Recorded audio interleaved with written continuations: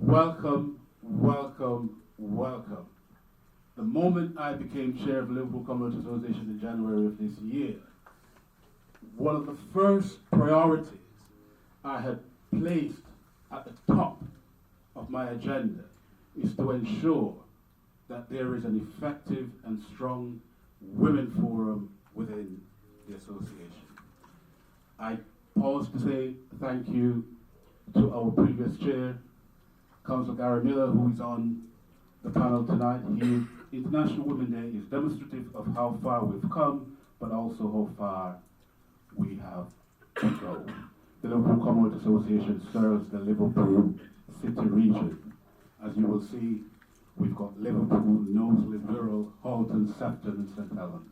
Right across the region, we are looking for our women to be part of every single discussion that we do in representing the Commonwealth diaspora in Liverpool City region. So I look forward to participating and hearing all the great ideas and all the great work that you guys are doing. Thank you very much, and let the show begin. We all know Michelle Obama, don't we? Yes. And the wonderful Barack Obama. Well, it was actually Michelle Obama's birthday, and Barack Obama wanted to actually, surprise her, take her out, for a great dinner, and he knew her best restaurant and took her to her best restaurant. And while they were there, the owner of that restaurant actually came up to them, and said, "Please, could you excuse me for a moment?" He asked the president, the former president, "Can I speak to your wife, Michelle Obama?" He said, "Yeah, that's no problem. It's very fine." And they went out. While they were out, he told Michelle Obama that, "You know what, we went to the same school. Maybe you don't even notice me because you were so, confident. You were very ambitious. I had a, a crush on you. I loved you so much, but I couldn't even approach you because I was not that confident. But I just thought I should tell you now, I've always had this burden in me. I'm happily married now, and I know you're happily married, but I just felt like telling you this would kind of relieve me from that burden." And she said, "Oh, thank you so much, that's so kind of you." And she walked back to her seat, and Barack Obama, of course, asked her, "What did he say?" And she told Barack Obama what he said. And Barack Obama cheekily said, "Oh, that's so lovely. If you got married to this gentleman today, you would have been the owner of this beautiful restaurant." But then he was the president. Then Michelle Obama said, "Oh no, you're mistaken. If I got married to this gentleman today, he would have been the president of the United States of America, and I would still have been the first lady of this country." That just shows how powerful women are. Thank you for coming to this. It's a proud moment, actually, and I've got to say thank you to Councillor Natalie Nicholas, because I would not be sitting here as honorary president, and I wouldn't have been chair of the Liverpool Commonwealth Association if she hadn't introduced me to it and actually asked me to get involved as chair, going back 4 years ago now, so a long time ago, and we're still here. And well done with Sylvia taking on the role as chair of the Women's Forum, and Garth for taking on the role of the amazing Liverpool Commonwealth Association's chair, and Vanessa, who's filming us now. What an activist! What a person who does stuff. And actually, talking about balance, balance is also about people that do stuff. Not talk about doing stuff, but actually doing stuff. And it's people like Vanessa that's been a mainstay for ensuring that the Commonwealth Association and the men, there was too many men involved. Not enough women, and I'm glad to see that that's changing.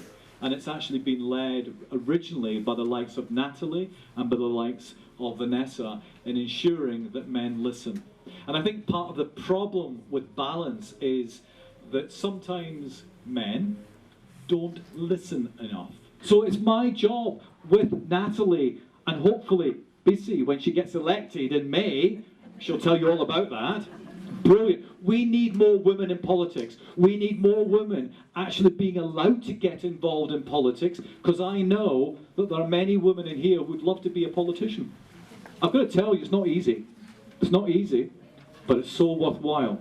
You can make such a difference in our schools. You can make such a difference in our communities. You can make such a difference in our politics. I've done lots of amazing stuff that people like Natalie allowed me to do. That is the Commonwealth Association. and all the supporters of that. But also I became Lord Mayor of the city. And do you know what? It taught me even more about listening, about faith, about gender, about diversity, about the difference that people have, and actually respect that difference and involve that difference in what we can all do together. As a woman, there are so many obstacles we have to endure, and we need strong women to support us. We need women who, and from the Caribbean, we grew up with an extended family, and in most African countries where you have your aunt, your cousin, some of them, they're no blood relations whatsoever, but it takes a community to bring up a child, and we need to have each other's back.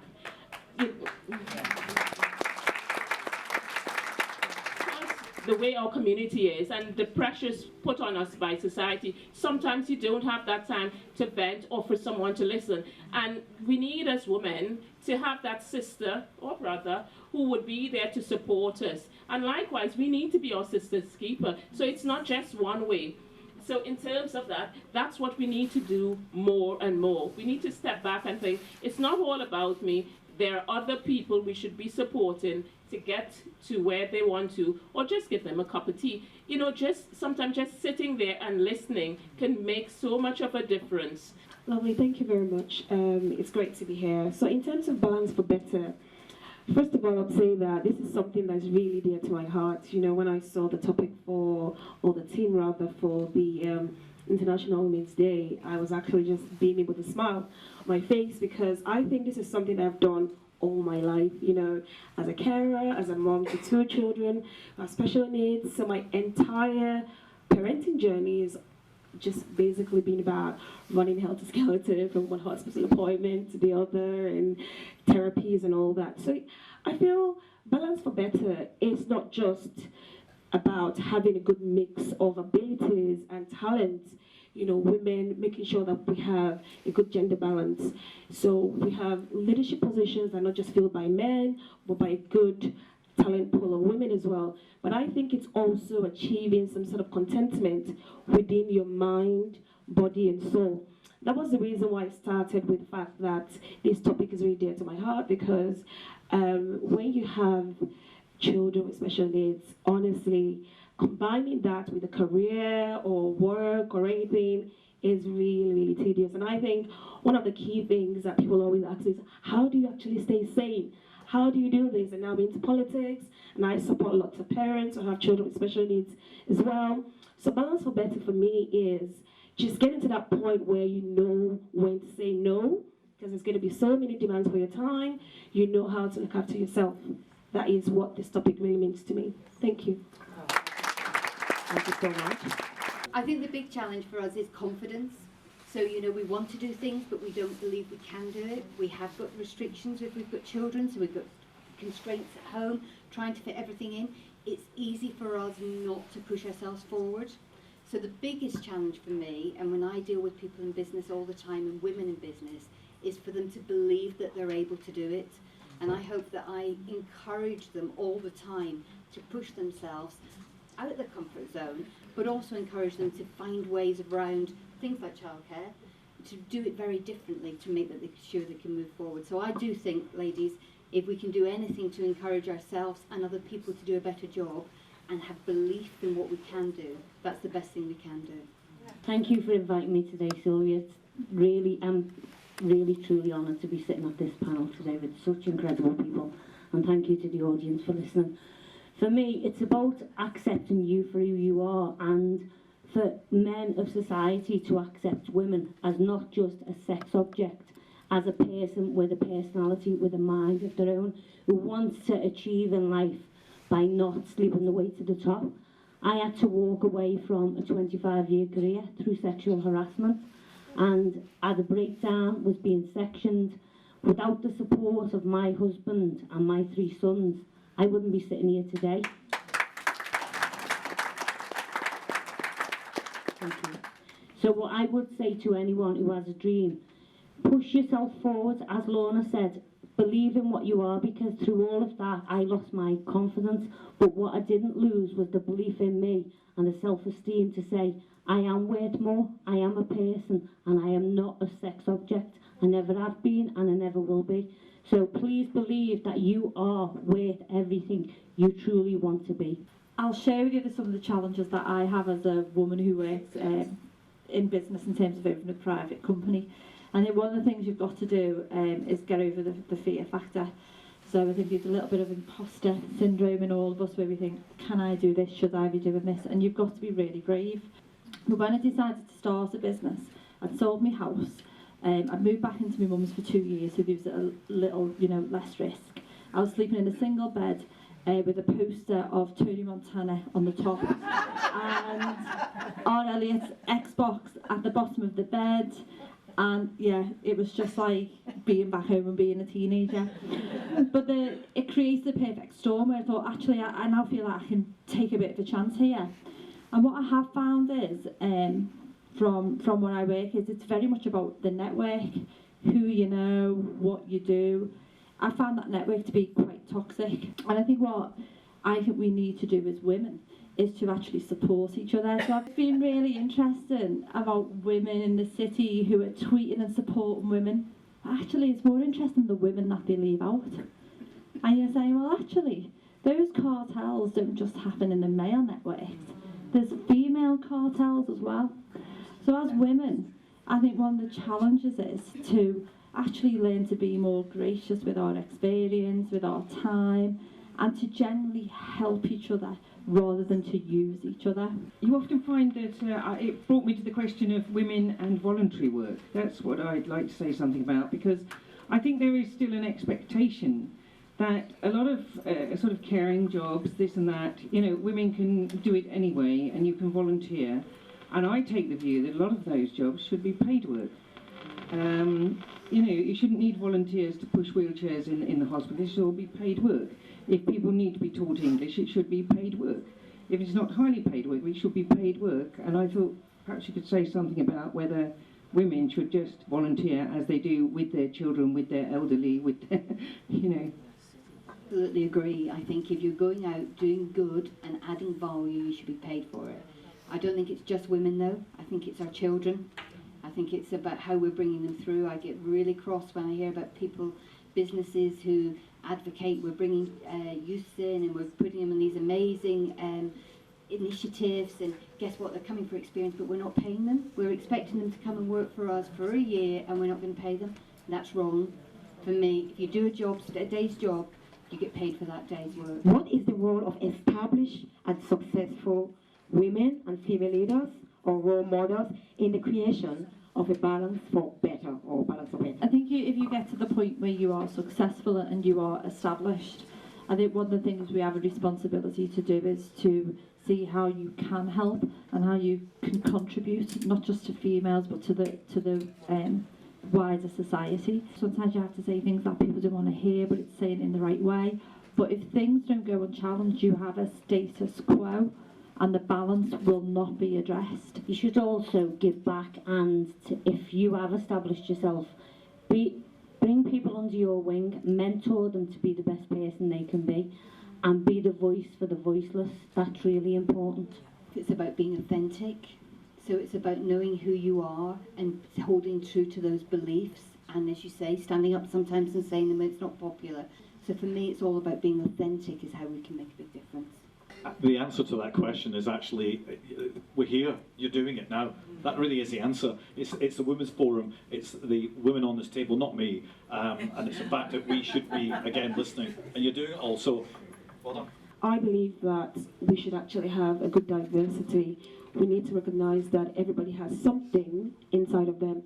And I always say that women, we already have the skills in us. We can work on the pressure. We're great at multitasking. So I think we have to try to identify the skills that everyone basically has on the inside and just basically encourage other women. Thank you. I agree with what everyone has said so far.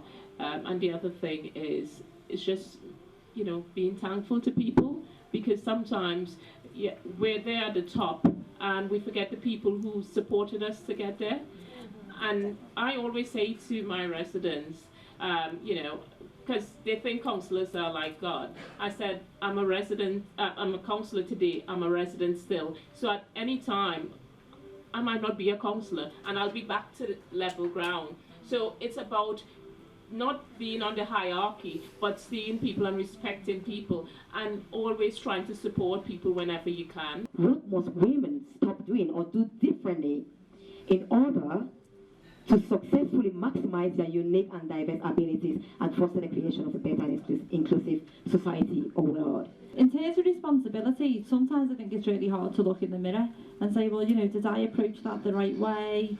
Was I, you know, did I respond to that in the right way? How to move forward?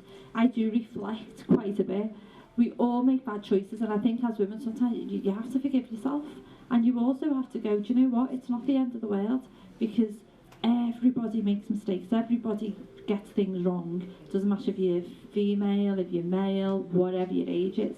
You really have to forgive yourself and sort of go, I'm trying the best that I can with what I've got. Accept responsibility and don't take things too personal, because sometimes when someone gives us constructive feedback, we can take it the wrong way. So accept that gracefully, because we can all learn and we can all make that change. For me, we've got to stop being guilty. Guilty because I'm a bad mum, guilty because I'm a bad wife, guilty because I left work on time, guilty because I didn't do this. We do the guilt bit really, really well. We probably have to stop being guilty and recognise when we're doing things well and appreciate it and celebrate it when we get it right. So I'll just say two things about this. First of all, I think it's important for us to note that as a woman, you cannot pour from an empty cup. So you have to constantly just fill up your cup, look after yourself, look inwards and just say, am I actually overworking myself? And to be honest, this is actually a note to myself. You have to pause occasionally and just say that while you're looking after everybody else, someone has to look after you. So you do have to take that point. And the other thing is, I'll just quickly say this, is be a woman that fixes another woman's crown without actually telling the world that, you know. So don't deliberately bring another woman down by the things you say and what you do. We're human, we're not perfect. And sometimes we need to recognize that we can't expect people to be perfect. So sometimes people might say things or do things that might hurt us. And it's just saying everyone's not perfect.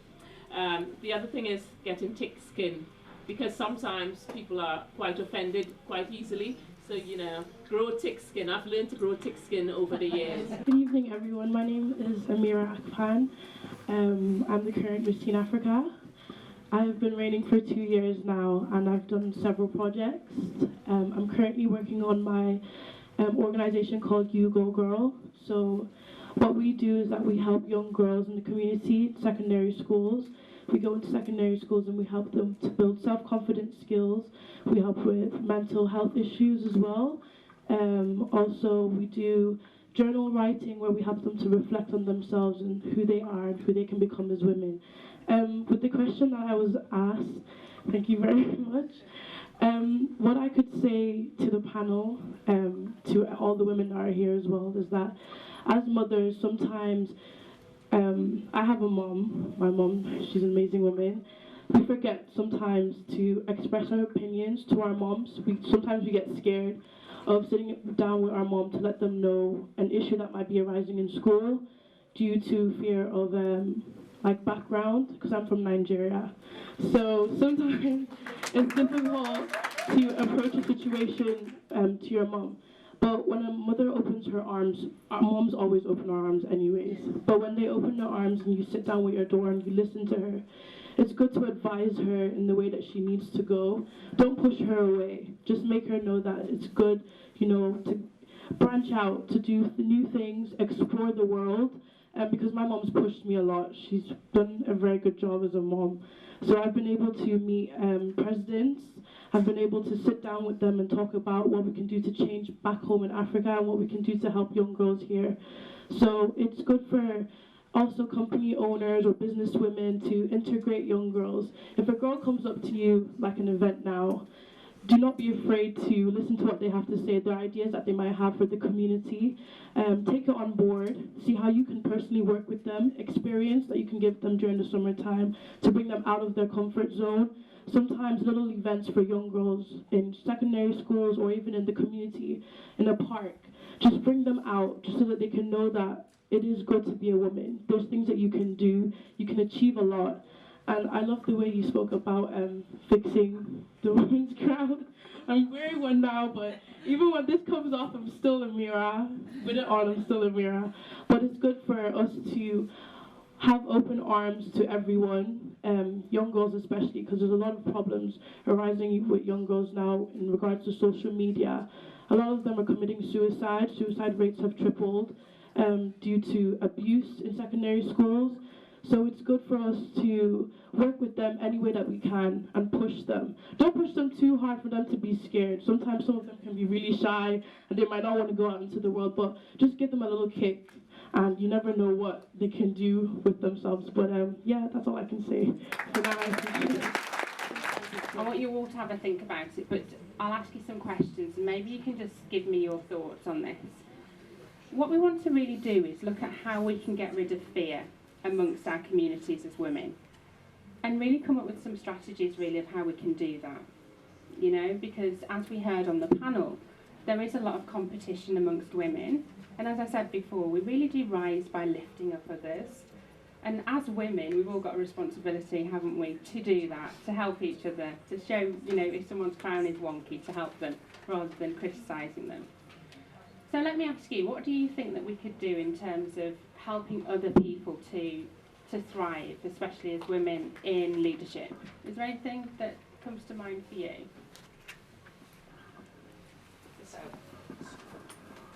Thank you very much. I don't know if this is like for women in leadership, but I do strongly believe that women come to the table without the expectation that they can negotiate well. I had an opportunity to look at a cartoon, and it was like executive people. You have like 3 women and 3 men, and before the women, they were like washing, they were like cooking. It's like, try to visualize it. It's like a track with like 3 women, but they had to like pass all those orders. I think we should always come to the negotiating table with the expectation that we deserve it, even in our homes. You know, like, I deserve to have one night of doing what I like. You know, a woman needs to give herself a break, that the world won't come crashing down, and expect that if she says, I need your help in this, it will be done. I think when we have that expectation, I think then we can thrive better.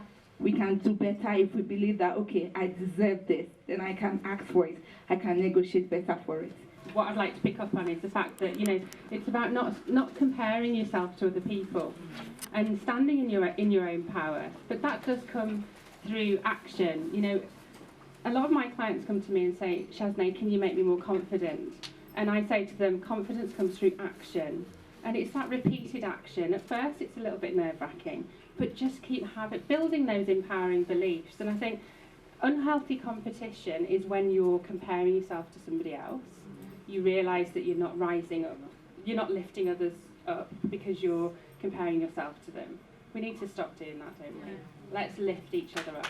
Well, we have a belief in ourselves that there's a scarcity of resources or a scarcity of opportunities, and really we need to think that, and we need to believe that there's abundance of opportunities, because the opportunities don't come from us, they come from the universe, from God, you know, and they are limitless, and we only have to compete with each other if we think there's a scarcity of resources. When you're really intentional about what you're doing in your daily life, then you've got that focus. So I say to my ladies, throughout the day, whether you're really manically busy or not, you can go to 4 sanctuaries. Who wants to go to a sanctuary?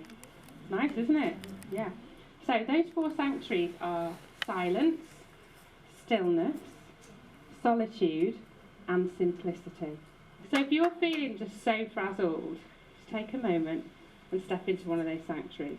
A year ago, I kind of realised that I was perhaps not getting the work-life balance right.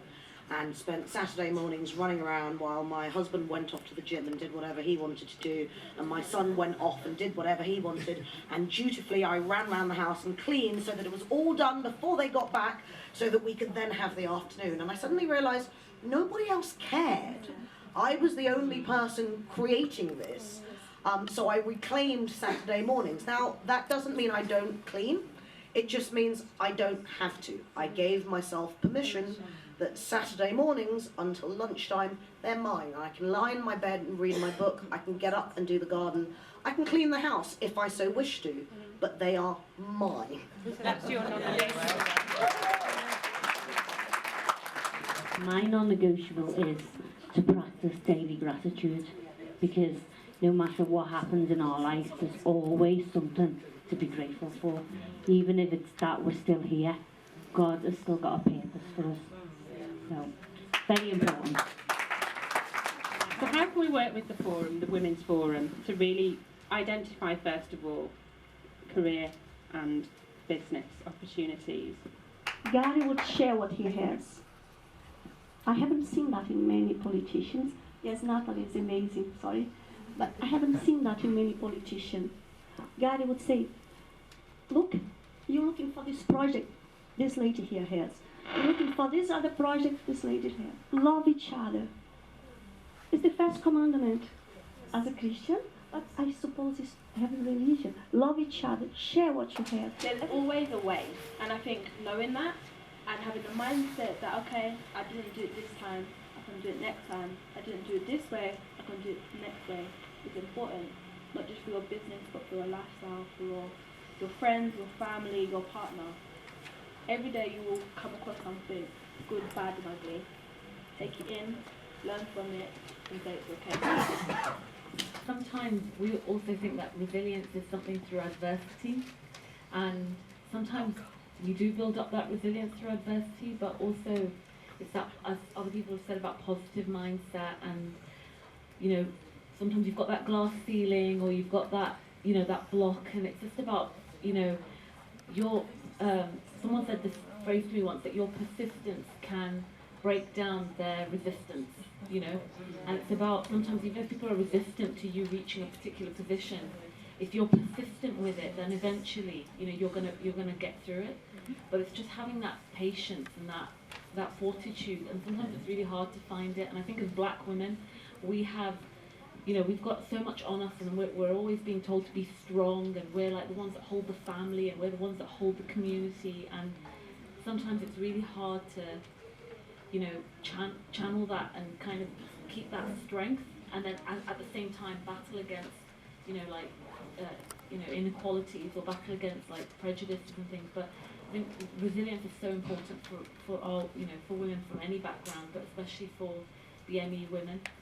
And I just think that's kind of something for the Women's Forum, is to really focus on that aspect, that, you know, you might come up against this, but this is how you deal with it, this is how you know, keep, you know, and that support and meeting up and talking and sharing our stories really help us with keeping our you know, keeping our hope up, keeping our practice up, you know. So true. There's so much. I think we've got a lot there to be getting on with in terms of creating a strategy. So thank you so much for your attention. It's been a huge privilege to facilitate this.